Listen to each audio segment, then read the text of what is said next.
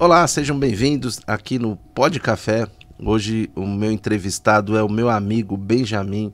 É um cara muito inteligente, um cara que está sofrendo censura. E como jornalista eu não podia me calar e deixar alguém, um colega de profissão, sofrer censura, né? Então vamos tentar entender um pouquinho esse caso. Tudo bem, Benjamin? Tudo bem, graças a Deus, é sempre um prazer estar com você, um prazer estar aqui. E vamos contar um pouquinho dessa história. Essa história que está essa semana sendo uma grande dor de cabeça para mim. Eu tenho vários amigos, né, na política, na imprensa, e ficam pedindo: Maurinho, tá na hora de você fazer um programa. Aí tinha até a ideia de um nome, né, que era Maurinho Sem Filtro, enfim. E eu não gosto muito do estrangeirismo da língua, né? Podcast, pode não sei o quê. E pra mim, Pod Café, que é a minha avó que falava. Então, vamos de Pod Café aqui no nosso programa. E eu queria entender um pouquinho, né? Eu assisti, você fez um vídeo, né, Benjamin? Sim. Falando um pouco da política local e a Justiça Eleitoral acho que pediu para você retirar. Como é que foi? Explica isso pra gente. Então, o que acontece? Eu sempre gravo vídeos de análise política e eu fiz um vídeo no sábado, né, na madrugada de sexta para sábado, publiquei e esse vídeo viralizou. Nesse vídeo eu contava sobre... Na verdade, eu relembrava a população sobre alguns ocorridos na época que um ex-prefeito estava no cargo, né? Algumas denúncias que a imprensa noticiou. E aí, por algumas palavras que eu coloquei, e agora eu entendo, li o processo, eu entendo que essas palavras não foram bem colocadas na melhor hora, a Justiça Eleitoral pediu para retirar. Mas esse não é o ponto. É que na minha manifestação pessoal, dizendo que eu tinha que retirar o vídeo, eles também tentaram tirar. Ou seja, é claramente uma ação de tentar cercear o meu direito de opinião como cidadão e também de analista, como marqueteiro político, como pessoa que trabalha com política há tantos anos. Legal, legal. Eu acho que o que falta hoje para as pessoas é entender um pouquinho sobre liberdade de expressão, né? Na Constituição é clara, né? E a liberdade de expressão nada mais é que um direito do cidadão se manifestar. Eu posso falar que o governo é ruim, que o governo tem que ser destituído. Agora, quando eu faço afirmações, por exemplo, o governo é corrupto, né?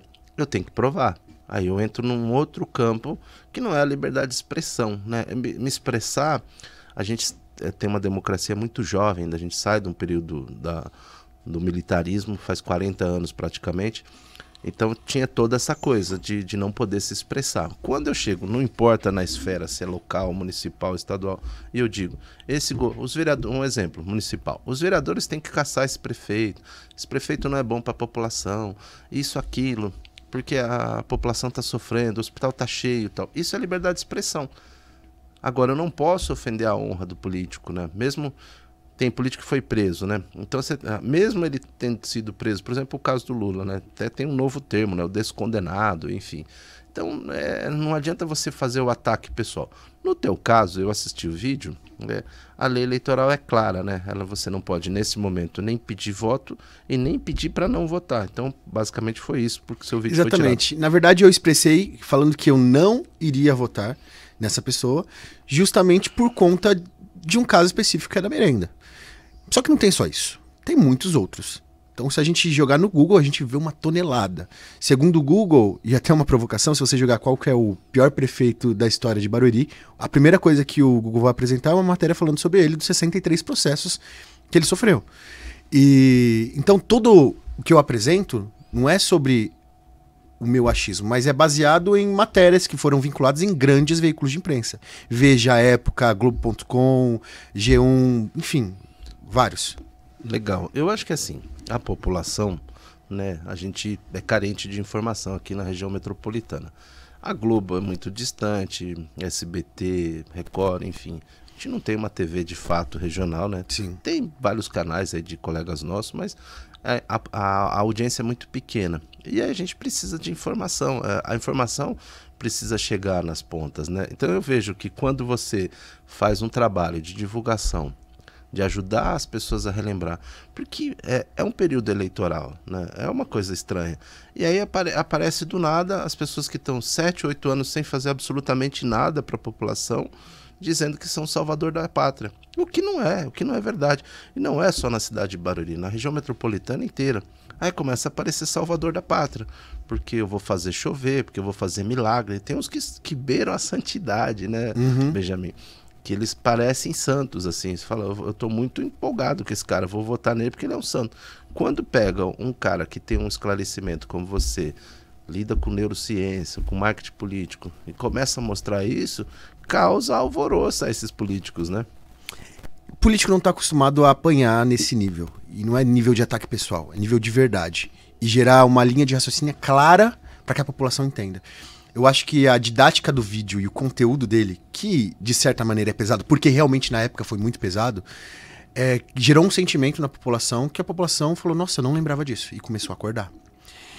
A parte positiva, que esses ataques fizeram com que as pessoas começassem a pesquisar. E a informação faz com que as pessoas não fiquem alienadas. Então, por mais que eles consigam cercear 100% o meu direito de fala, eu estou publicando vários vídeos, né? Eles estão tentando parar, fake, não posso afirmar 100% que é eles, mas vários fakes me seguindo, comentando nas minhas publicações. Está fazendo com um grande movimento para as pessoas começarem a acordar. E poder decidir baseado em informações reais, baseado em notícias.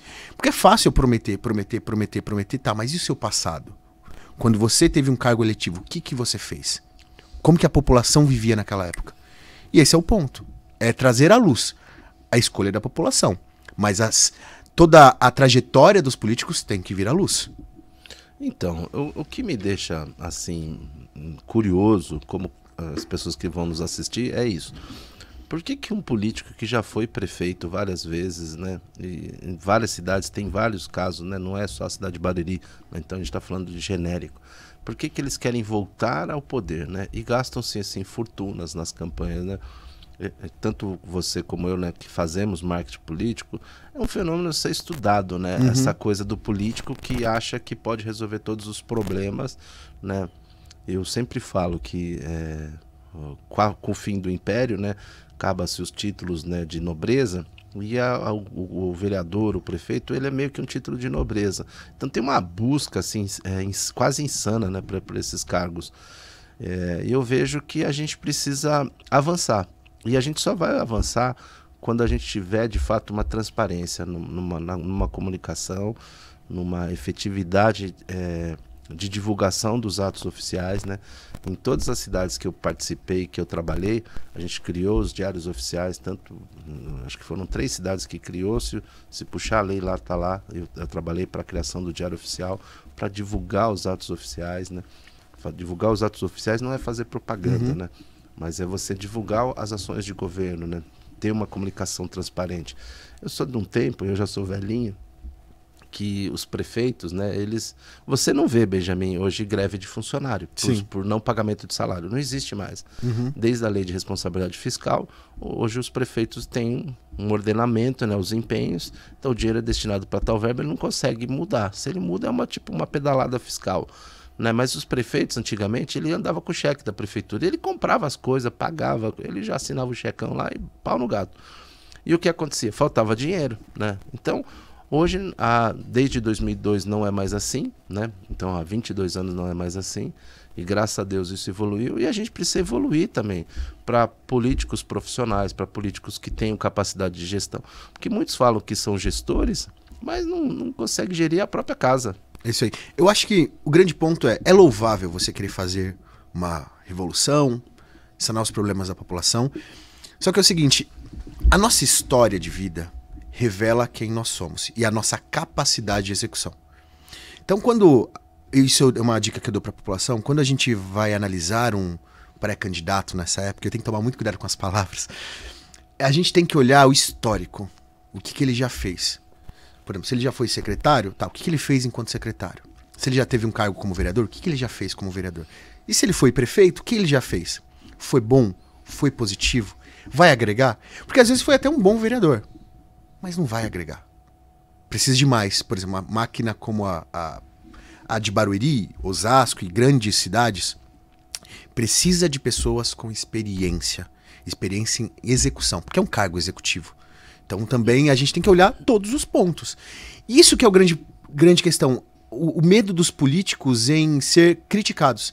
Então, quando eu vou escolher, por exemplo, um pré-candidato, alguém que eu começo a admirar, eu tenho que olhar, ele aguenta a pressão? Ele aguenta ser criticado? Porque no fim das contas, o político é um funcionário público. E o funcionário público está sob a supervisão do povo. Ele aguenta que o povo o critique? Eu vejo que muitos não têm inteligência emocional para isso. Se você não tem inteligência emocional para receber críticas, será que você consegue servir o povo com a melhor qualidade possível?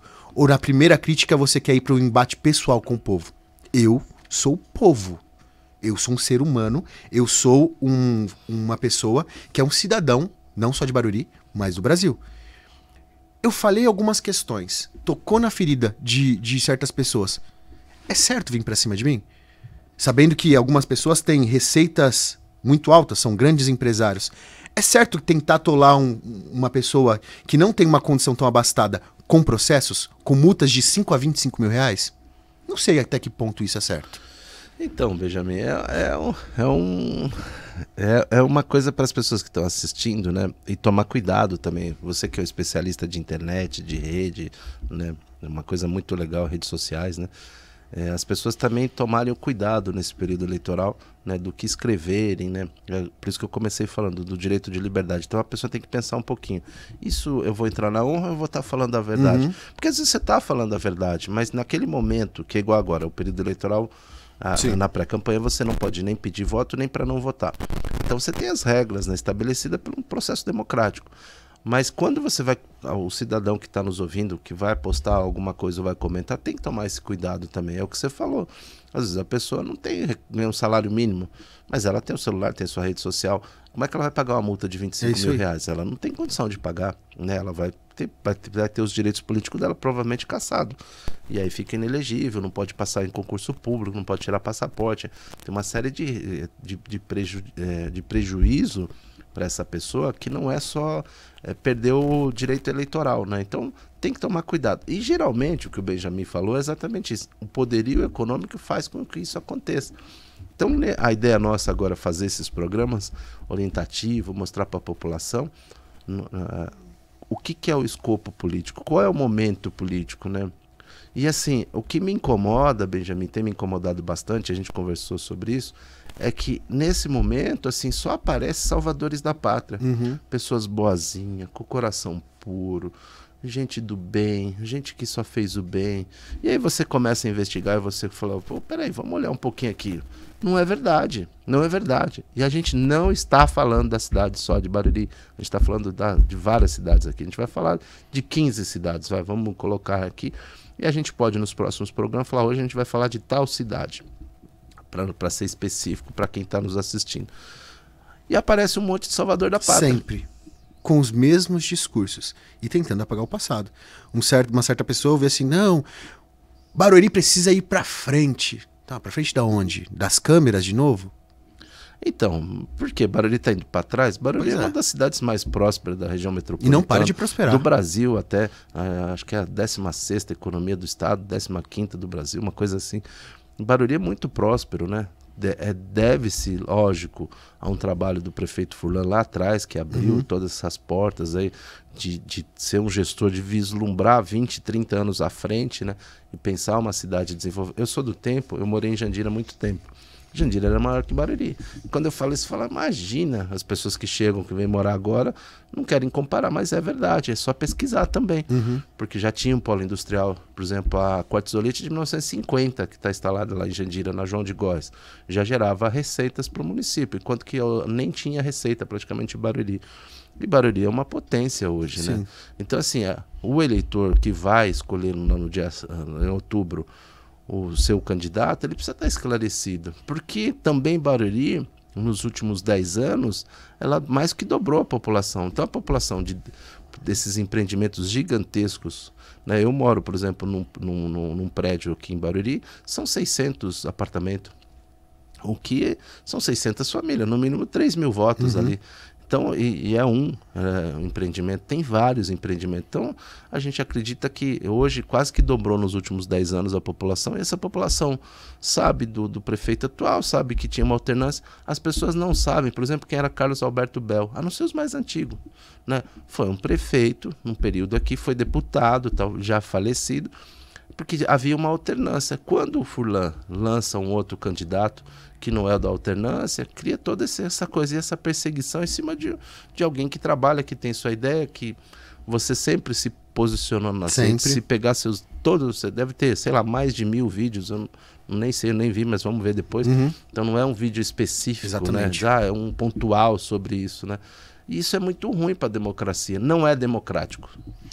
Sabe um grande ponto? E depois analisando com frieza, porque quando você recebe um processo, você fica no calor da emoção. Aí analisando eu falei, talvez isso seja parte de uma estratégia. Barueri recebeu novos moradores que não têm vínculo com a cidade, mas tem um certo nível de contato com a alternância de poder. Então é natural, sempre é esse, então agora a vez desse vou nesse.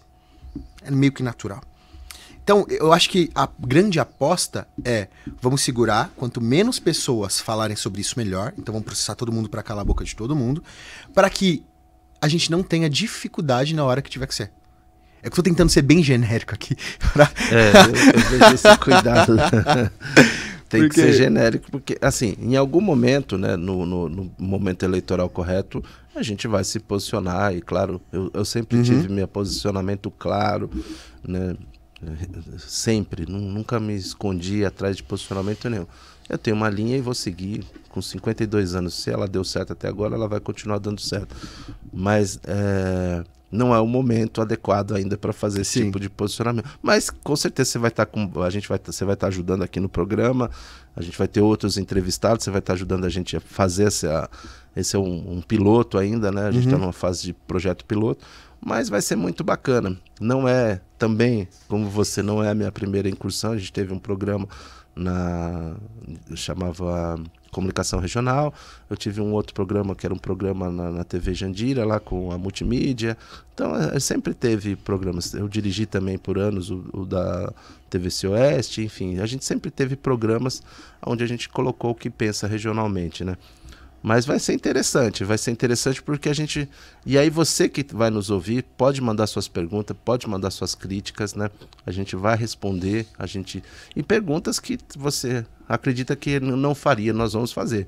É óbvio, dentro de uma... Eu não vou entrar na vida pessoal do candidato ou do... Sim. Isso não tem lógica, né? Agora... Enquanto ele, como homem público que está se candidatando, a vida tem que ser transparente. Tem uma máxima no direito romano, né, que fala assim, a mulher de César não basta, o César imperador, não basta ser honesta, ela tem que parecer honesta, né? Então o político também, ele não basta ser honesto, ele tem que parecer honesto. E eu acho que é falar sobre o tema. Quando alguém fala sobre alguma coisa negativa sobre mim, eu não posso me esconder. Eu tenho que vir e explicar a situação. Essa estratégia de esconder e tentar cercear é uma estratégia muito errada. Porque uma hora não vão conseguir. Eu tô percebendo que tá tendo um grande movimento depois desse primeiro ataque sobre os meus vídeos de outras pessoas motivadas por essa questão fazendo. Tem muitas outras pessoas.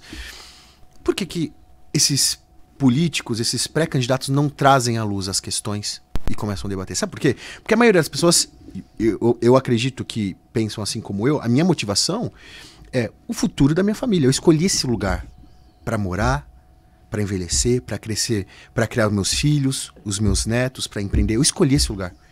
Quem está à frente vai direcionar. Vai direcionar como essa cidade vai ser. Então eu tenho que escolher de uma forma correta. E para escolher eu preciso saber dos fatos. Então, em vez de me processar, processa a Globo pelas matérias. Processa a Época, a Veja, o Estadão. Não um cara que só está trazendo à luz o que já foi noticiado. Mas é mais fácil, né? Você é o elo mais fraco dessa cadeia toda. Para processar uma Globo seria mais complexo, né? Então é mais fácil processar um indivíduo do que a Globo, né? E eu vejo assim, essa tua fala é muito interessante, Benjamin. A cidade que eu escolhi para morar. Então aqui nós dois, a gente pode ter um mal súbito aqui, passar mal, um princípio de infarto, sei lá, de qualquer mal súbito.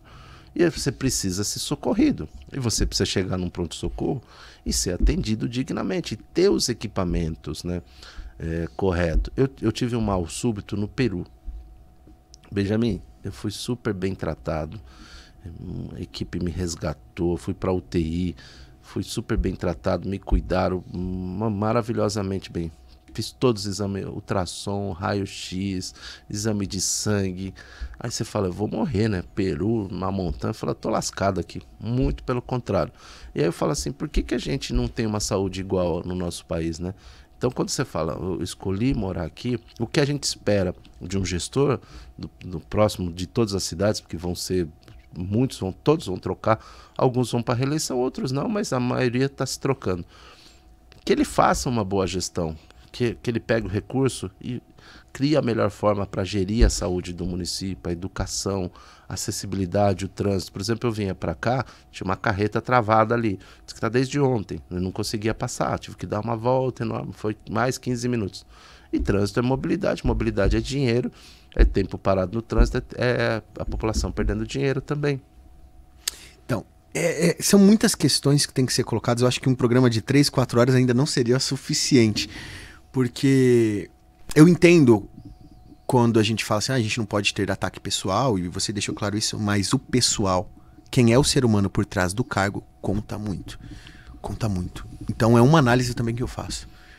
Que tipo de ser humano eu quero que esteja à frente da cidade? Então, por isso que eu comecei falando, eles aparecem todos como muito bonzinhos, como homens públicos, temente a Deus, né? Aquela coisa muito pasteurizada e tal. E de fato, a gente não tem um debate claro entre os candidatos, né, na região, para a gente conhecer a fundo, né? Porque às vezes você não conhece. O político, para a população em geral, é meio inacessível, né? Para a gente que é da imprensa, você tem uma coletiva, você tem uma inauguração, você tem alguns eventos, você acaba tendo contato, você tem matéria, então você tem uma pauta, você tem que entrevistar, mas você consegue ter um acesso, sei lá, você encontra um prefeito 6, 7 vezes no ano em evento público e tal. Já o cidadão vê na eleição e depois vê o santinho lá, a propaganda eleitoral dele. E não tem esse acesso, é muito raro, né? Então, é um modelo de transição, a gente precisa evoluir para esse modelo mais próximo e, de fato, você tem razão, a gente precisa entender como que ele é, né? O lado humano dele. É verdadeiro o que ele está falando? Ele é humano? Né? Porque acusar por acusar é muito simples, né? Você não pode acusar sem ter provas, né? E você falar mal de uma pessoa é a coisa mais fácil do mundo. Não é legal. O que é importante é você mostrar, né? Mostrar e provar. Então ninguém é paladino da justiça, que não é nada disso, não é essa a ideia do programa. Mas a ideia do programa é você fazer as pessoas raciocinar. A gente falava isso desses dias. As pessoas não raciocinam mais. Ela coloca no GPS o percurso. Antigamente a gente tinha que pensar, eu preciso parar, entrar na rua tal e tal. As pessoas não raciocinam mais, Benjamin. Não raciocinam. Sabe uma coisa que eu estava até pensando agora? Eu acho que uma das grandes questões que é uma mudança de chave, principalmente para esse momento eleitoral que a gente está, é os pré-candidatos não sabem lidar com rede social. E quando apresentado números absurdos, por exemplo, fazendo grandes críticas, eles ficam apavorados. Porque geralmente não tem a devolutiva do povo, do que eles estão achando. E quando há uma devolutiva do povo, isso deixa eles apavorados. De que o povo não está contente, o povo não gostou de tal coisa, o povo não esqueceu tal coisa. E eu acho que esse é um ponto para ser tocado. Até que ponto quem tem cargo público, os políticos, os pré-candidatos, têm a real noção de que eles estão agora sobre o holofote da população? Legal, Benjamin. Eu acho que a gente vai ter a oportunidade nesses programas aí que a gente vai apresentar nessa sequência de programas de fazer as pessoas raciocinarem. Uma das ideias do programa é exatamente isso, né? Ela não consegue, por exemplo, o primeiro candidato que se tem ideia, notícia, né, que usou totalmente a rede foi o Barack Obama, né, que faz uma campanha digital, ganha a eleição de uma potência e tal. Depois o Bolsonaro, né, que faz uma campanha com muito pouco recurso usando a rede. A rede ainda é um fenômeno, né? Ela não suplanta a propaganda convencional, mas eu acho que talvez em 10 anos, eu não sou futurologia, mas eu acho que em 10 anos ela vai suplantar todo o sistema de comunicação de impresso e essa coisa toda. O impresso não acaba, mas migra-se muito. Hoje a rede tem um papel fundamental, e esse papel fundamental da rede, ele nos mostra, né, de fato um caminho. Agora, qual é o grande problema da rede? Esse embaralhamento, essas fake news, aquela coisa de monte de mentira. Então, assim, aonde a gente vai buscar a credibilidade dos fatos, né? Quais são os influencers, porque hoje é moda, né? Ah, fulano é influencer. Quais são os influencers que estão falando a verdade? Onde está a verdade? O que é verdadeiro? O que não é fake news? O que não é mentira, né? Que não é verdade. Então a gente precisa estar muito atento a isso. Há alguns selos, algumas certificações, né? Algumas validações, vocês que são de rede têm orientado a gente, e aí você poderia falar um pouquinho disso também. Eu acho que o grande ponto para a população que ainda também não tem grande conhecimento sobre rede social é quando vierem fazer alguma proposta e pesquisar. Ah, mas como? Google. E entrar em páginas oficiais, da grande imprensa principalmente. Sabe por quê? Porque você, como jornalista, você sabe que há uma responsabilidade sobre a notícia. Então você está mais propício a não errar quando você toma uma decisão baseada em notícias. E olhar por vários escopos diferentes, vários pontos de vista. Pô, tem uma notícia que você encontrou sobre um político ou um pré-candidato que te chamou a atenção, vai ver se outras pessoas estão falando, o que as outras pessoas estão falando. Porque a gente precisa se informar. A gente já teve essas conversas várias vezes. Informação é o que o brasileiro precisa. Mas não é informação fútil, informação real, que traga desenvolvimento, mentalidade e conhecimento. Muito legal. Gente, a gente acho que está caminhando para o final já, né? Passou rápido e eu queria te convidar, Benjamin, pelo menos uma vez por mês você está aqui com a gente para a gente falar um pouco sobre a política regional, né? Você tem muita experiência em rede social, né? Isso pode fazer a diferença aí no período eleitoral, ajudar as pessoas a definirem lado A, lado B, lado C. A gente não, eu deixar claro, não tenho vínculo, não estou tranquilo, então tem alguns candidatos que de fato eu tenho uma simpatia maior, mas a gente vai procurar ser o mais isento possível, né? É óbvio que é o que você falou, as críticas vão vir. Eu queria que você falasse suas considerações finais para a gente ir para o encerramento. Eu só tenho a agradecer, eu topo, aceito o convite, e eu só tenho a agradecer pela oportunidade de trazer a minha voz de volta. Porque isso para mim é muito importante, poder falar, poder me expressar, porque como eu trabalho com comunicação, desculpa, como eu trabalho com comunicação, falar é muito importante, se expressar é muito importante, ainda mais que a gente se prepara o tempo inteiro. Você sabe, quem trabalha com comunicação não para de se informar, não para de se preparar, não para de tentar se moldar de uma forma a trazer evolução para a própria vida e para a própria carreira. Então, para mim é muito importante estar aqui e muito importante ter a minha voz aqui na sua presença, que é uma pessoa que eu admiro muito. Muito legal. O Benjamin é um menino brilhante, né? Eu não podia me calar, deixar o pessoal cercear o direito dele. E se cercear de novo, a gente põe o megafone, a gente sobe em cima de um caminhão e a gente vai para a rua, não tem problema nenhum. E eu queria, as minhas considerações finais, mandar um abraço pro meu amigo Rubinho. Rubinho, força, você é um menino bom, a gente precisa de você. Eu sei que você está numa batalha aí, mas logo logo você está 100% para a gente continuar aí com um monte de projetos bacana. Agradecer a quem está nos assistindo, teve a paciência de nos ouvir. Vão ser uma sequência de programas, a gente vai estar divulgando depois. E aí todos vocês vão poder dar sua opinião, dar suas sugestões de pauta também, o que é importante, tá bom? Um grande abraço e até o próximo programa.